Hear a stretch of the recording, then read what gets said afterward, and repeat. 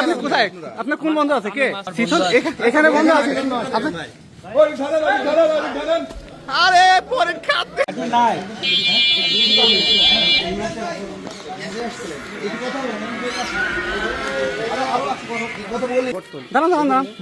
আমাকে ধরছেন। আরো তো মানুষ আছে, অ্যাডমিট কোথায়? আরো মানুষ কারা আছে? আরো মানুষ কারা আছে? সবাই এক জায়গায় ছিলাম। মানে আরো মানুষ বলতে কারা আছে? কি মানে এত কথা বলেন না তো। হ্যাঁ, আপনি ধাপি মানে কেন? কি ধামকাবে? দাঁড়ান, আপনার ভালো কথা জিজ্ঞেস করতে না বলছেন। আপনি আমাকে আটকাছেন কেন? না আটকাছেন না, আপনাকে মানে কেন আসছেন এটা জিজ্ঞেস করা আছে আপনাকে। কি জন্য আসছেন আপনারা? দাঁড়ান, কি জন্য আসছেন? কথা বলেন।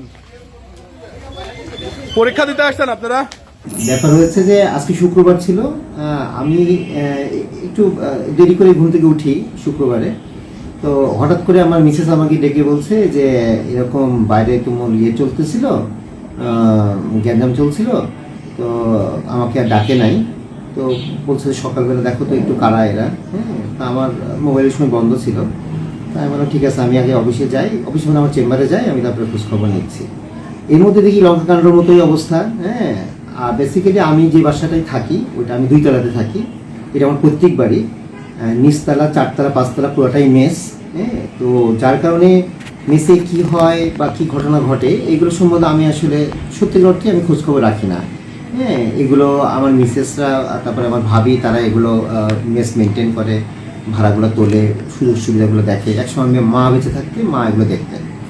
তো এখন পুরো ঘটনা নিয়ে সংবাদ কর্মীদের মধ্যে যেরকম একটা তৈরি হয়েছে, আলোড়ন তৈরি হয়েছে, তা আমি সবার জ্ঞাতার্থে বলছি ভাই, আমাকে আপনারা চিনেন, জানেন। হ্যাঁ, আপনারা তদন্ত করেন। আমি বলবো না যে আমার নিজের থেকে আমি কোনো আগবেলা কিছু বলতে চাচ্ছি না। আপনারা তদন্ত করেন। তদন্তে যদি কোনোভাবে আমার সংশ্লিষ্ট থাকে তাহলে আমি পুরা আপনারা যেরকমভাবে মনে করেন বা আইনগতভাবে যে ইয়েটা সেটা মেনে নেব। কিন্তু আমার সাথে কথা না বলে বা আমার কোনো প্রকার তদন্তে না যাওয়ার আগেই আমাকে যে এইভাবে মানে হ্যারাসমেন্ট করা হচ্ছে, আমি এটার একটু নিন্দায় জানাচ্ছি। হ্যাঁ, আমি একটু দায়িত্বশীল সাংবাদিকতা আশা করছি, প্লিজ।